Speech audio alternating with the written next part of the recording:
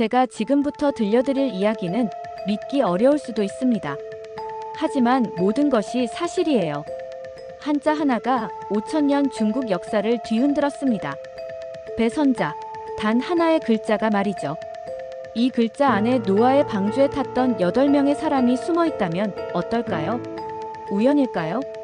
500명의 중국 석학들 앞에서 저는 말했습니다. 만약 이것이 사실이라면 중국 5천년 역사가 모두 거짓이 된다고요. 그 순간 회의장이 폭발했어요. 저는 그날을 평생 잊지 못할 것 같습니다. 2021년 10월 베이징 국제회의장의 선 순간이었죠. 중국 한자학회 연례 심포지엄, 세계에서 가장 권위 있는 한자 연구 모임이었습니다. 발표 제목을 다시 읽었어요. 한자 속에 숨겨진 고대 기억의 흔적들. 제 손이 떨렸습니다. 이 발표가 끝나면 제 학자 인생이 끝날지도 모르겠다는 생각이 들었거든요. 프레젠테이션 첫 화면에 큰 한자 하나가 나타났습니다. 배선자였어요. 저는 깊게 숨을 들이마셨습니다. 회의장은 조용했어요. 모두가 집중하고 있었죠. 저는 떨리는 목소리로 시작했습니다. 이 글자를 어떻게 해석하시겠느냐고 물었어요. 당연히 다들 아는 글자니까요. 배를 뜻하는 선자는 배주자의 8팔자, 그리고 이 부자가 합쳐진 것이라고 말입니다. 저는 다음 질문을 던졌습니다. 그런데 왜 하필 8명의 사람일까요? 다음 슬라이드를 넘겼어요. 그곳에 노아의 방주 그림이 나타났습니다. 회의장이 술렁이기 시작했죠. 창세기에 따르면 노아의 방주에는 정확히 8명이 탔습니다. 노아와 그의 아내, 세 아들과 세 며느리. 총 8명이었어요. 앞줄에 앉은 린 샤오밍 교수의 표정이 일그러졌습니다. 베이징 대학교 한자학과 주임 교수였죠. 그가 벌떡 일어났어요. 교수님, 지금 농담하시는 겁니까? 린 교수의 목소리에는 분노가 섞여 있었습니다. 한자와 서양 종교를 억지로 연결시키려는 거냐고 따졌어요. 저는 차분히 답했습니다. 아직 시작도 안 했다고요. 다음 슬라이드에는 더 많은 한자들이 나왔습니다. 금알 금자 같은 글씨들 말이에요. 하나하나 창세기 이야기와 정확히 일치하는 구조를 가진 글자들이었어요. 금알 금자를 보세요. 두 나무 사이에 하나님의 명령이 있다는 뜻입니다. 에덴 동산의 선악과 나무를 의미한다고 해석할 수 있죠. 회의장 분위기가 험악해졌습니다. 몇몇 중국 학자들이 웅성거렸어요. 중국 문화에 대한 모독이라고, 서양 중심주의적 해석이라고 말했습니다. 하지만 저는 계속했습니다. 이미 돌아올 수 없는 강을 건넌 거니까요. 만약 이것이 단순한 우연이라면 이렇게 체계적으로 나타날 확률은 수학적으로 거의 불가능하다고 설명했어요. 그때 뒷줄에서 한 여성이 손을 들었습니다. 한국에서 온 김소연 교수였죠. 흥미로운 관점이라며 혹시 이런 패턴이 다른 한자에서도 발견되느냐고 물었어요. 저는 그녀에게 고마운 마음이 들었습니다. 적어도 한 사람은 열린 마음으로 들어주고 있었으니까요. 네, 수십 개가 더 있다고 답했어요. 그리고 더 놀라운 것이 있다고 말했습니다. 저는 잠깐 멈췄습니다. 이 말을 하면 정말 돌이킬 수 없을 테니까요. 이 한자들을 만든 민족이 누구인지까지 추적할 수 있다고 말했어요. 린 교수가 다시 소리쳤습니다. 그만하세요. 이건 학술 발표가 아니라 소설이에요. 하지만 저는 마지막 슬라이드를 보여줬습니다. 그곳에는 한반도 지도가 있었어요. 동이족이라는 이름으로 불렸던 이들, 바로 한반도와 만주 일대에 살던 우리의 조상들이 이 한자를 만들었을 가능성이 높다고 발표했습니다. 회의장이 폭발했어요. 의자에서 벌떡 일어나는 사람들, 고함치는 소리들. 저는 그 순간 확신했습니다. 진실은 항상 격렬한 반응을 불러일으킨다는 것을요. 500명의 시선 속에서 저는 마지막 말을 했습니다. 만약 이것이 사실이라면 중국 5천년 역사가 모두 거짓이 된다고요.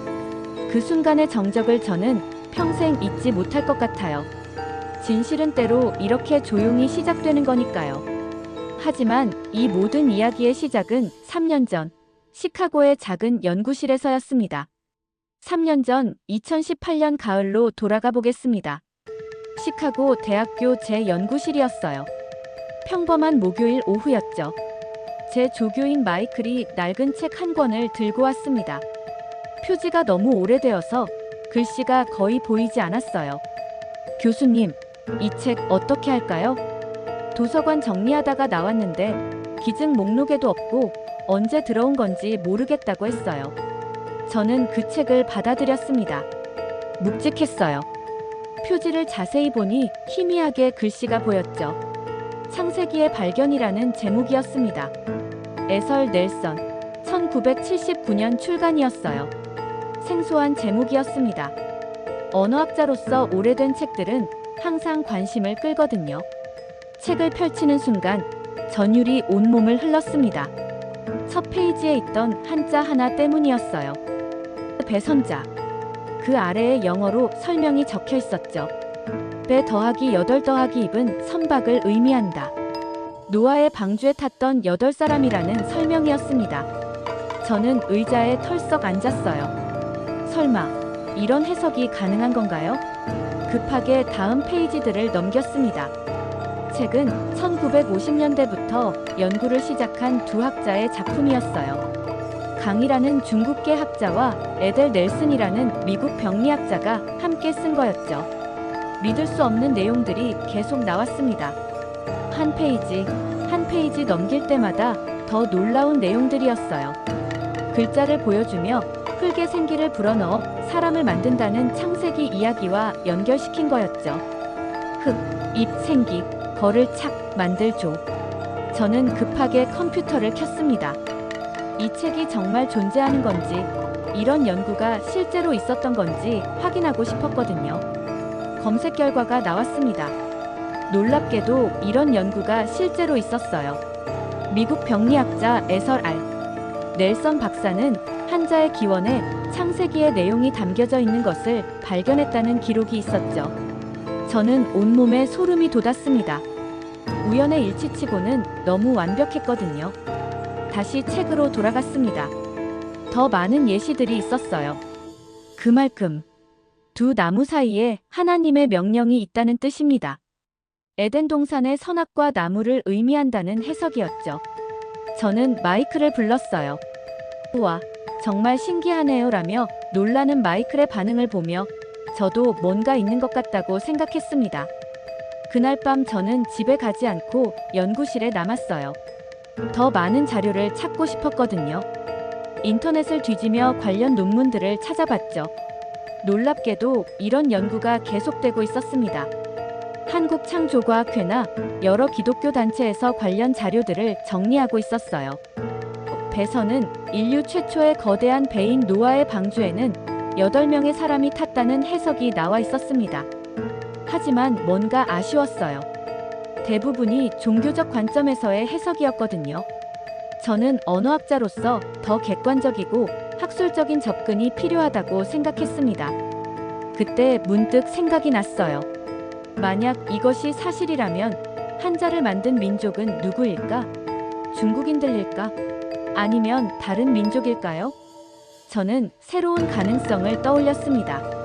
혹시 한자를 만든 건 중국의 한족이 아니라 다른 민족이었을까? 그리고 그들이 창세기 이야기를 알고 있었던 건 아닐까요? 그날 밤 새벽 3시까지 자료를 뒤져봤습니다. 그리고 하나의 실마리를 찾았죠. 동이족. 중국 고대 문헌에 나오는 이 신비로운 민족. 중국 동북방에 분포한 민족을 중국인이 부르던 종족 명칭이었어요. 그리고 이들이 한반도와 만주 일대에 살았다는 기록들이 있었습니다. 저는 가슴이 두근거렸습니다. 혹시 이 모든 것이 연결되어 있는 건 아닐까요?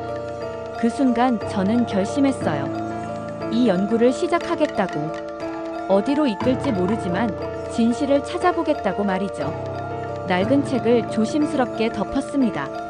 마치 판도라의 상자를 연 것 같은 기분이었어요. 이미 돌아갈 수 없는 길에 들어선 것 같았죠. 하지만 저는 이 길이 어디로 향하는지 알고 싶었습니다. 그 책을 발견한 후 저는 완전히 다른 사람이 되었습니다. 매일 밤 연구실에 남아서 한자 하나하나를 분석했죠. 처음에는 반신반의했는데 파면 팔수록 더 놀라운 것들이 나왔거든요. 타말 남자예요. 이 글자가 어떻게 생겼는지 보세요. 숲님 아래에 여자녀가 있습니다. 저는 창세기 3장을 다시 읽어봤어요. 하와가 선악과 나무 아래서 유혹을 받는 장면이었죠. 나무 아래 있는 여인, 그리고 욕심. 완벽한 일치였습니다. 이건 우연이 아니다라는 확신이 들었어요. 다음은 의 글자였습니다. 의로울 의. 양 위에 나 아가 있는 구조죠. 저는 또 성경을 펼쳤습니다. 구약시대 제사 제도에서 양은 속죄 제물이었어요. 양 위에 자신을 올리는 것, 즉 양으로 자신의 죄를 속죄받는다는 의미. 의로움의 본질과 정확히 일치했죠. 며칠 밤을 새우며 더 많은 한자들을 분석했습니다.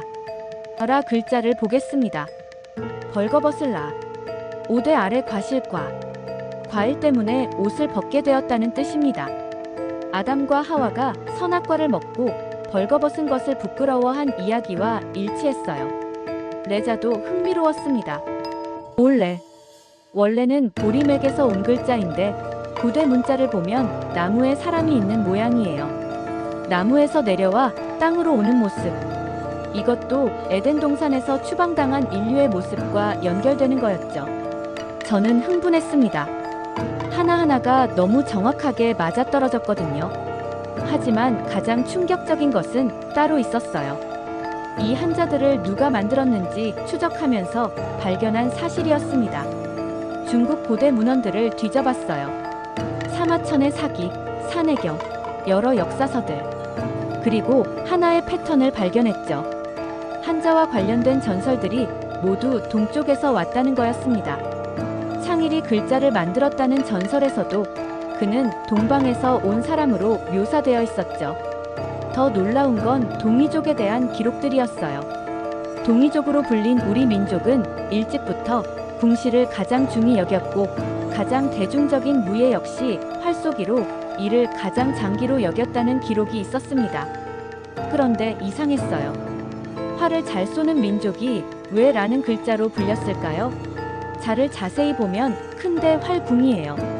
큰 활, 즉 활을 잘 쏘는 사람들이라는 뜻이었죠. 중국인들이 동이족을 오랑캐라고 부른 건 나중 일이었습니다. 저는 더 깊이 파고들었어요. 그리고 진태아 박사의 연구를 발견했죠. 동이족이 한자를 만든 증거로 집 가자를 보면 집 면자와 돼지 시자의 합체자로 집안에 돼지가 있다는 뜻으로 모든 집에서 돼지를 길렀다는 것을 말해준다고 했어요. 제주도와 강원도에서 근래까지 돼지를 길렀다는 전통과 일치한다는 거였죠. 저는 소름이 돋았습니다. 한반도의 문화와 한자의 구조가 이렇게 정확히 일치한다는 건 그날 밤 저는 한 가지 가설을 세웠습니다. 한자를 만든 것은 중국의 한족이 아니라 동이족이다. 그리고 동이족은 한반도와 만주 일대에 살던 우리 조상들이다. 이들이 창세기 이야기를 알고 있었고 그것을 한자에 담아냈다는 가설이었어요. 하지만 어떻게 고대 동아시아 사람들이 창세기 이야기를 알 수 있었을까요? 저는 또 다른 가능성을 생각해봤습니다. 혹시 창세기에 기록된 사건들이 실제로 일어났고 그 기억이 여러 민족에게 전승되었을까? 그리고 동이족이 그 기억을 가장 정확하게 보존했을까요? 며칠 더 자료를 조사한 후 저는 더 대담한 가설에 도달했습니다. 노아의 후손들이 바벨탑 사건 이후 흩어질 때 그중 일부가 동아시아로 왔다. 그들이 바로 동이족의 조상이고 이들이 창세기의 기억을 한자로 기록했다는 가설이었어요. 이것이 사실이라면 저는 가슴이 두근거렸습니다. 이것은 단순한 언어학 연구가 아니었어요. 인류 문명사를 다시 써야 할 만큼 큰 발견이 될 수 있었거든요. 그리고 더 놀라운 건 이 모든 증거가 한반도를 가리키고 있다는 사실이었습니다. 저는 결심했어요. 이론으로만 끝낼 수는 없다고. 직접 확인해 봐야 한다고. 베이징 학회에서 이 연구를 발표하겠다고 말이죠. 그때는 몰랐습니다. 그 발표가 얼마나 큰 파장을 일으킬지.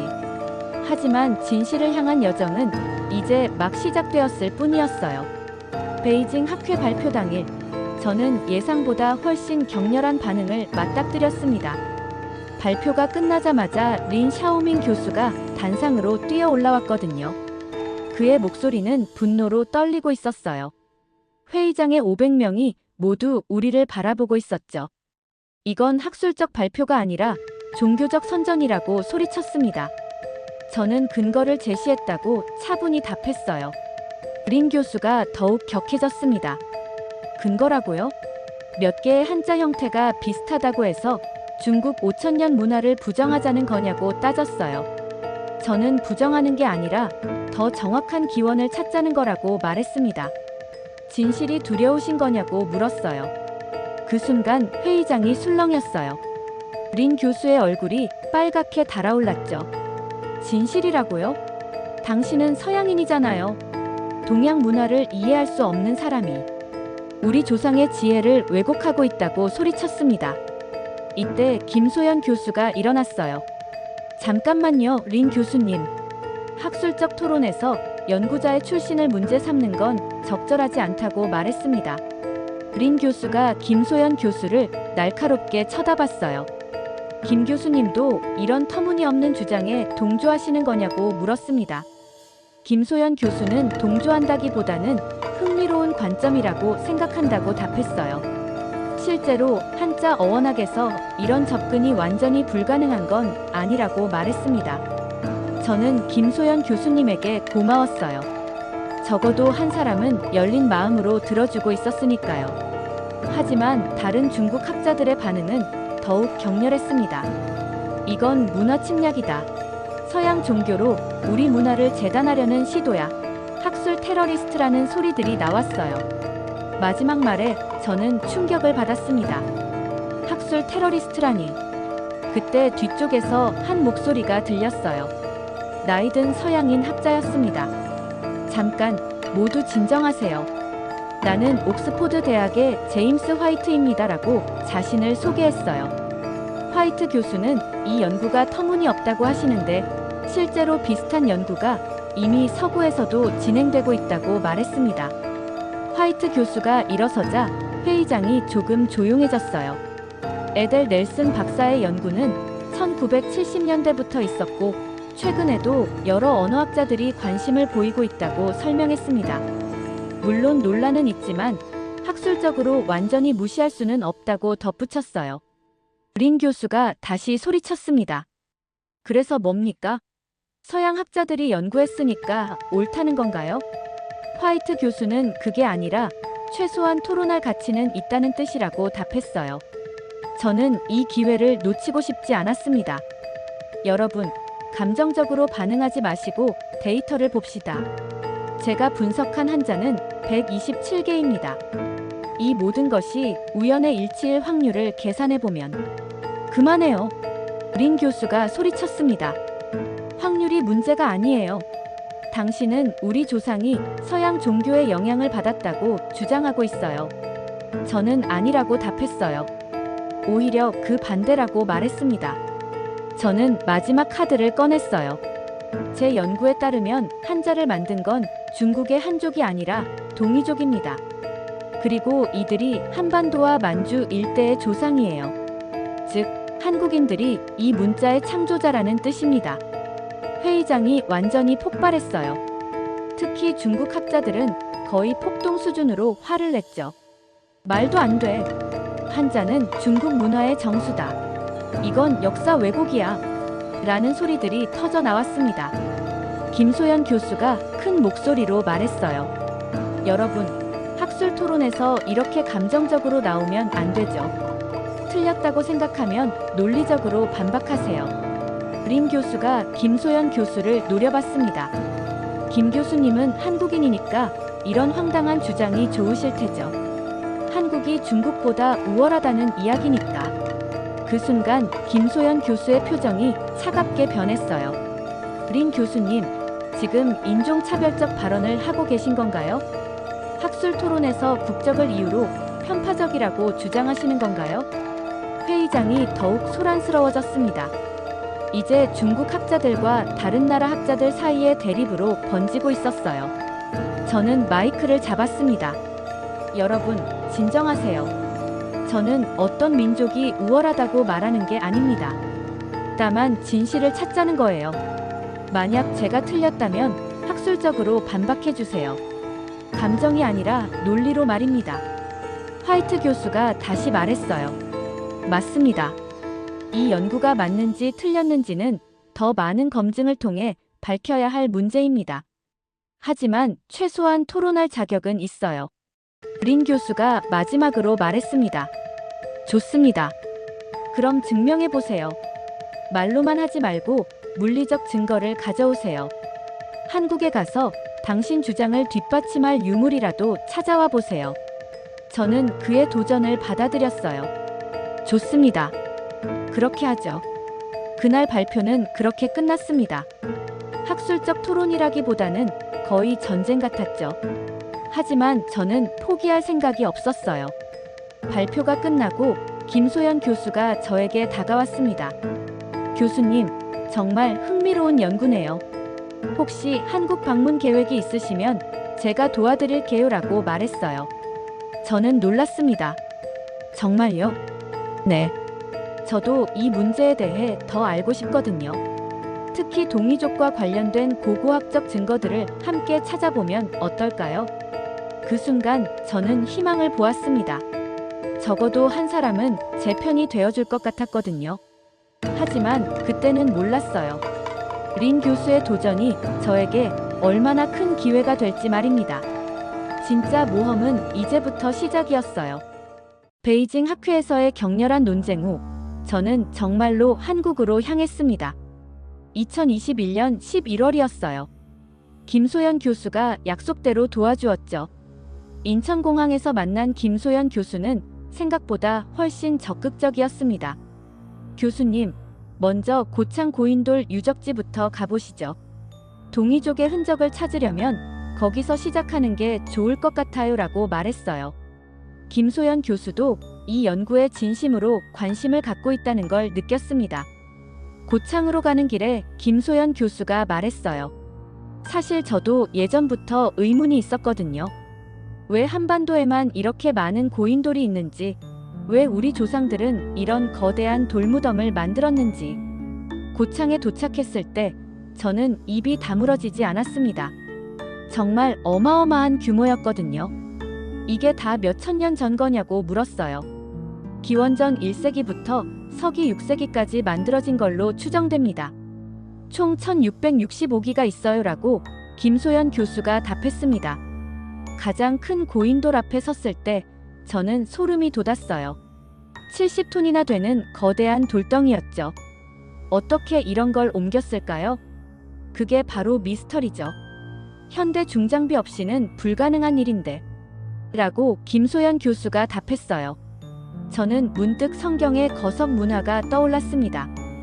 구약시대 이스라엘 민족도 기념비로 큰 돌을 세웠거든요. 혹시 이것도 종교적 의미가 있는 건 아닐까요? 그럴 가능성이 높아요.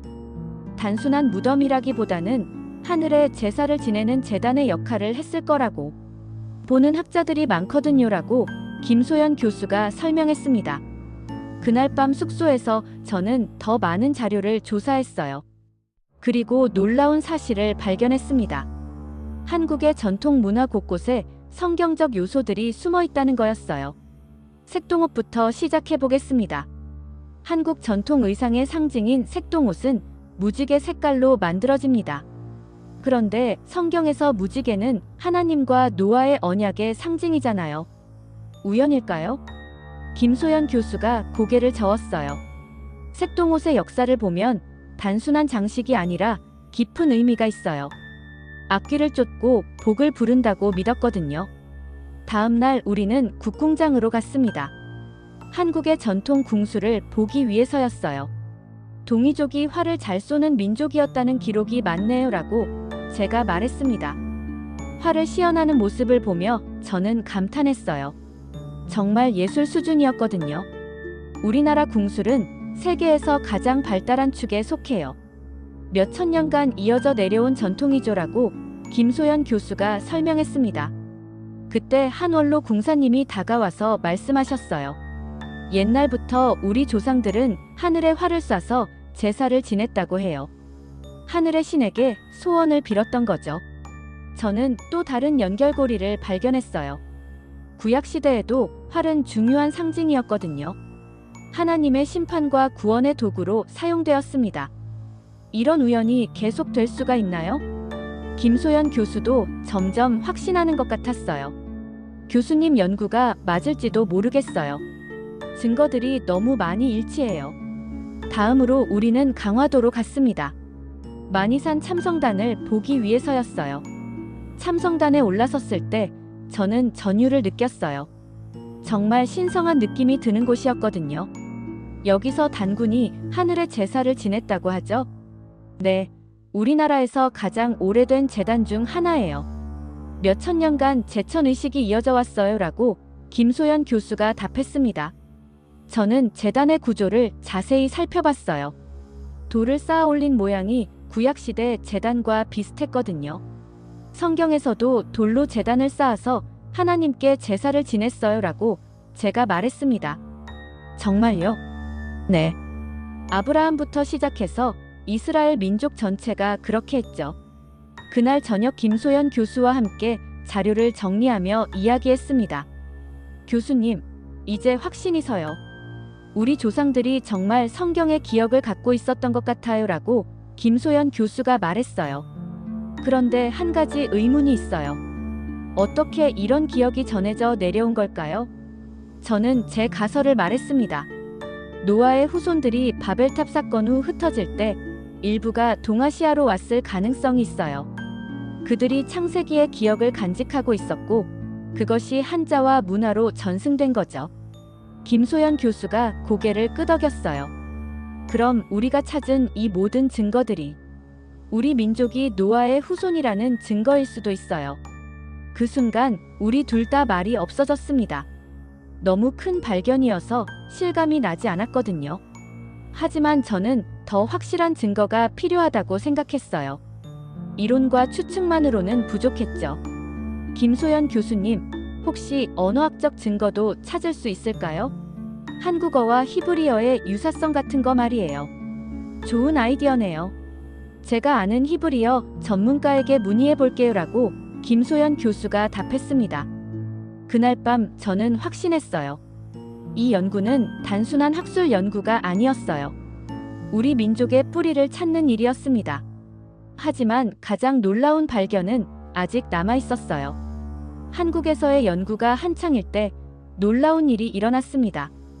베이징에서 저와 격렬하게 논쟁했던 린 샤오밍 교수로부터 이메일이 왔거든요. 교수님, 개인적으로 만나서 이야기하고 싶습니다. 베이징에서의 일은 복잡한 사정이 있었어요. 혹시 시간이 되시면 연락주세요. 저는 놀랐습니다.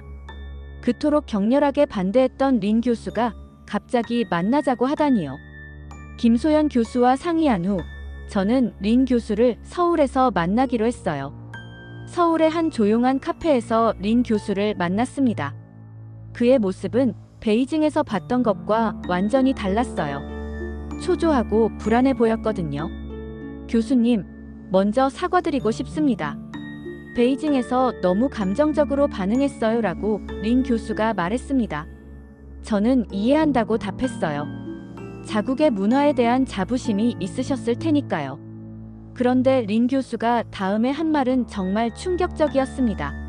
사실은 저도 20년 전부터 비슷한 연구를 하고 있었어요. 하지만 발표할 수 없었습니다. 정치적으로 너무 민감한 문제였거든요. 뭐라고요? 린 교수가 가방에서 USB 하나를 꺼냈어요. 여기 제가 20년간 모은 자료들이 있습니다. 교수님 연구와 정말 비슷해요. 아니, 거의 일치합니다.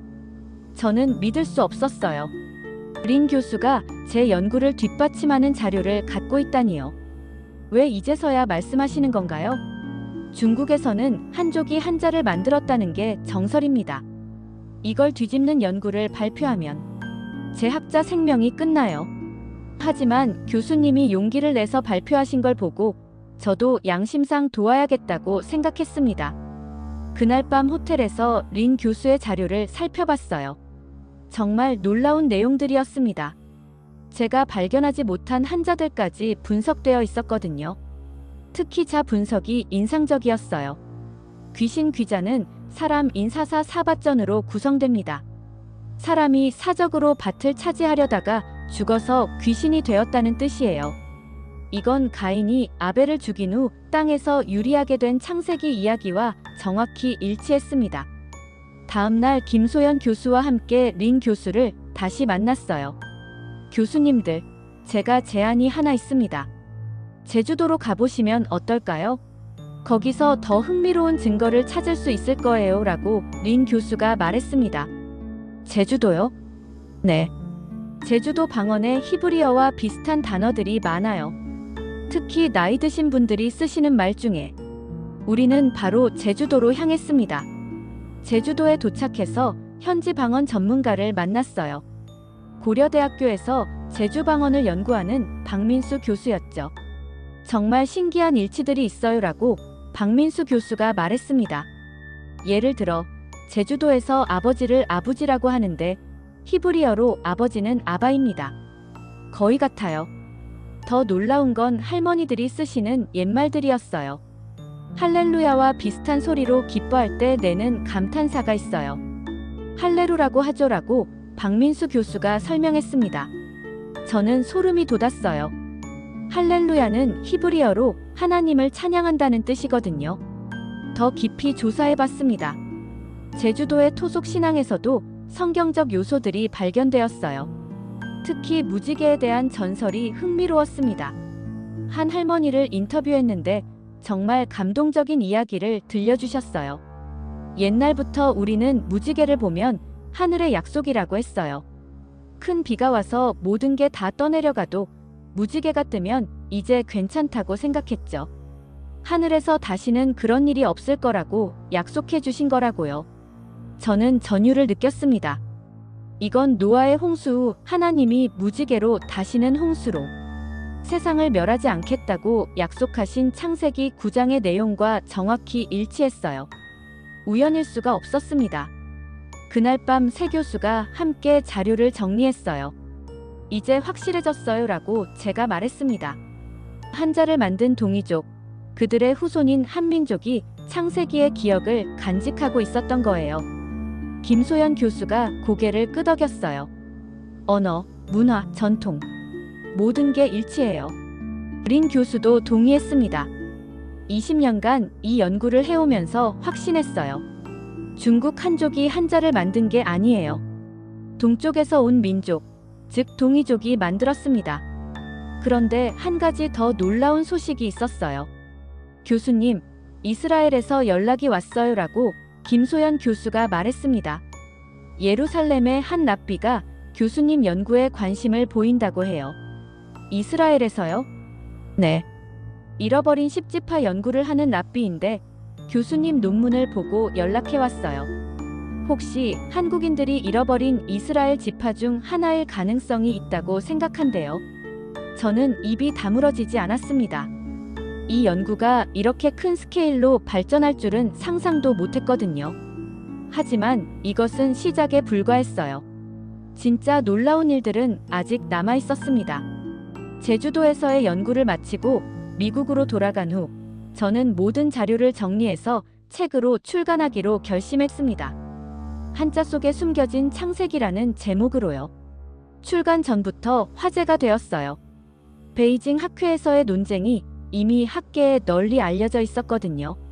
책이 출간되자마자 폭발적인 반응이 일어났습니다. 첫 주에 베스트셀러 1위에 올랐고 여러 언어로 번역 출간되었어요. 하지만 반대도 만만치 않았습니다. 중국 정부에서는 공식 성명을 발표했어요. 이는 중국 문화에 대한 명백한 왜곡이며 서구의 문화 제국주의적 시각이 드러난 것이라고 비난했습니다. 중국 내 한자 연구소에서는 긴급 학술회의를 열어서 제 연구를 반박하는 논문들을 쏟아냈어요. 하지만 대부분이 감정적 반응이었을 뿐 구체적인 학술적 반박은 부족했습니다. 반면 서구학계의 반응은 달랐어요. 하버드 대학교의 언어학과에서 세미나를 열어달라고 요청해왔습니다. 옥스포드 대학교에서도 초청 강연을 제의했어요. 가장 놀라운 것은 이스라엘에서의 반응이었습니다. 예루살렘 히브리 대학교의 아브라함 골드스타인 랍비가 직접 연락해왔어요. 교수님의 연구가 정말 흥미로워요. 우리도 오랫동안 잃어버린 십지파의 행방을 추적해왔는데 동아시아 쪽은 제대로 조사하지 못했거든요. 골드스타인 랍비는 계속 말했습니다. 특히 한국의 전통 문화에서 발견되는 성경적 요소들이 단순한 우연이라고 보기는 어려워요. 혹시 한국인들 중에 이스라엘의 잃어버린 지파 후손이 섞여 있을 가능성이 있다고 생각합니다. 저는 이 제안에 흥미를 느꼈어요. 제 연구가 단순히 한자 어원을 넘어서 더 큰 역사적 진실과 연결될 수 있다는 생각이 들었거든요. 그해 12월 유네스코에서 특별 심포지엄을 개최했습니다. 동아시아 문자의 기원과 문화적 전파라는 주제였어요. 전 세계에서 50명의 석학들이 모였습니다. 저는 키노트 스피커로 초청받았어요. 이번에는 베이징에서와 달랐습니다. 훨씬 학술적이고 차분한 분위기에서 발표할 수 있었어요. 제 발표가 끝나자 질문이 쏟아졌습니다. 독일의 한 언어학자가 물었어요. 교수님 연구에 따르면 한자의 창조 민족인 동이족이 성경의 기억을 갖고 있었다는 건데 그렇다면 이들은 언제, 어떻게 중동에서 동아시아로 이주했다고 보시나요? 저는 신중하게 답했습니다. 바벨탑 사건 이후 인류가 흩어질 때 일부가 실크로드를 따라 동진했을 가능성이 높아요. 기원전 2000년경으로 추정됩니다. 프랑스의 고고학자가 또 물었어요. 그런 대규모 이주에 고고학적 증거가 있나요? 한반도와 만주 일대의 고인돌 문화, 청동기 문화의 급작스러운 발전, 그리고 독특한 제천 문화 등이 모두 중동 지역의 고대 문화와 유사점을 보입니다라고 답했어요. 가장 흥미로운 질문은 일본 학자가 던진 것이었어요. 만약 교수님 이론이 맞다면 일본 문화에도 비슷한 흔적이 있을까요? 저는 아직 일본에 대한 연구는 충분히 하지 못했다고 답했습니다. 하지만 일본어에도 히브리어와 유사한 단어들이 몇 개 있다는 보고가 있어요. 향후 연구 과제라고 생각합니다. 심포지엄이 끝난 후 여러 학자들이 개인적으로 찾아왔어요. 이스라엘의 골드스타인 랍비도 참석했었는데 저에게 제안을 했습니다. 교수님, 내년에 예루살렘에서 잃어버린 십지파 국제 컨퍼런스가 열립니다. 꼭 참석해서 발표해주세요. 한국과 이스라엘의 연결고리를 더 자세히 탐구해보면 좋겠어요. 저는 흔쾌히 승낙했습니다. 하지만 가장 의미 있는 것은 한국에서의 반응이었어요. 김소연 교수로부터 연락이 왔습니다. 교수님, 한국 정부에서 관심을 보이고 있어요. 문화체육관광부에서 동이족 문화 연구 프로젝트를 추진하려고 한다는 얘기가 있어요. 정말요? 네. 우리 민족의 뿌리를 찾는 일이니까 정부 차원에서도 지원할 가치가 있다고 보는 것 같아요. 그 해를 돌이켜보면 정말 격동의 한 해였습니다. 하나의 낡은 책에서 시작된 호기심이 이렇게 큰 파장을 일으킬 줄은 상상도 못했어요. 하지만 이 모든 성과보다 더 소중한 것이 있었습니다. 진실을 향한 여정에서 만난 사람들, 그리고 우리 민족의 뿌리에 대한 새로운 이해였어요. 그리고 이 여정의 마지막 장이 기다리고 있었습니다. 2022년 봄, 저는 마지막으로 한국을 방문했습니다. 이번에는 특별한 목적이 있었어요. 통일전망대에서 이 모든 연구의 의미를 되새겨보고 싶었거든요. 김소연 교수와 함께 DMZ로 향했습니다. 그리고 놀랍게도 린 샤오밍 교수도 함께했어요. 중국 정부의 압박에도 불구하고 은퇴를 결심하고 한국에 온 거였습니다. 통일전망대에 올라서니 분단선이 한눈에 보였어요. 70년간 갈라진 이 땅을 바라보며 저는 깊은 감회에 젖었습니다. 우리가 찾고 있는 것은 단순히 한자의 기원이 아니에요라고 제가 말했어요. 인류의 잃어버린 기억, 그리고 우리 민족의 진정한 뿌리입니다. 김소연 교수가 고개를 끄덕였습니다. 분단으로 잃어버린 것도 많지만 더 오래전에 잃어버린 것들이 있었네요. 린 교수가 조용히 말했어요. 저는 이제야 깨달았습니다. 20년간 이 연구를 숨겨왔던 제 자신이 부끄러워요. 진실을 두려워했던 거죠. 그때 린 교수가 놀라운 고백을 했습니다. 사실 제가 베이징 학회에서 그렇게 격렬하게 반대한 이유가 있어요. 교수님 연구가 틀렸기 때문이 아니라 너무 정확했기 때문입니다. 제가 20년간 모아둔 자료와 거의 일치했거든요. 뭐라고요? 중국 학계에서는 이런 연구를 절대 인정할 수 없어요. 한족이 동아시아 문명의 중심이라는 것이 기본 전제니까요. 하지만 역사적 사실은 다릅니다. 한자를 포함한 많은 문화가 동쪽에서 서쪽으로 전파된 거예요. 저는 린 교수의 용기에 감동받았습니다. 자신의 경력을 포기하면서까지 진실을 인정하는 학자의 모습이었거든요. 그날 오후 우리는 다시 참성단을 찾았습니다. 3년 전 처음 한국에 왔을 때와는 다른 마음으로 그 고대의 제단에 섰어요. 여기서 우리 조상들이 하늘의 제사를 지냈겠네요 라고 제가 말했습니다. 단군 왕건부터 시작된 제천 문화가 바로 노아의 후손들이 간직한 하나님에 대한 기억일지도 모르겠어요 라고 김소연 교수가 말했습니다. 그때 한 무지개가 하늘에 떠올랐어요. 마침 비가 그치고 해가 나면서 생긴 아름다운 무지개였죠. 저는 전율을 느꼈습니다. 무지개, 바로 노아의 언약의 상징이었거든요. 우연이 아닌 것 같아요 라고 린 교수가 조용히 말했어요. 그날 저녁 서울에서 마지막 정리 작업을 했습니다. 4년간의 연구를 돌아보며 우리가 발견한 것들을 점검해 봤어요. 첫째, 한자 127개에서 창세기 내용과의 체계적 일치를 확인했습니다. 둘째, 한자의 창조 민족이 중국 한족이 아닌 동이족임을 밝혔어요. 셋째, 동이족이 한반도와 만주 일대의 우리 조상들임을 증명했습니다. 넷째, 한국 전통 문화 곳곳에 성경적 요소들이 남아있음을 발견했어요. 다섯째, 언어학적으로 한국어와 히브리어의 유사성을 확인했습니다. 이 모든 증거들이 하나의 결론을 가리키고 있었어요. 우리 민족이 노아의 후손이며 창세기의 기억을 간직한 채로 이 땅에 정착했다는 것이었습니다. 하지만 가장 중요한 건 이 발견이 갖는 의미였어요. 이 연구가 단순히 학술적 호기심을 충족시키는 게 아니라 분열된 인류에게 공통의 뿌리가 있다는 걸 보여준다고 생각해요라고 제가 말했습니다. 맞아요. 중국과 한국이 서로 다투고 동양과 서양이 대립하지만 결국 우리는 모두 같은 조상에서 나온 형제들이에요라고 김소연 교수가 답했습니다. 린 교수가 마지막으로 말했어요. 제가 은퇴하면서 중국 젊은 학자들에게 당부하고 싶은 말이 있어요. 진실을 두려워하지 말라는 것입니다.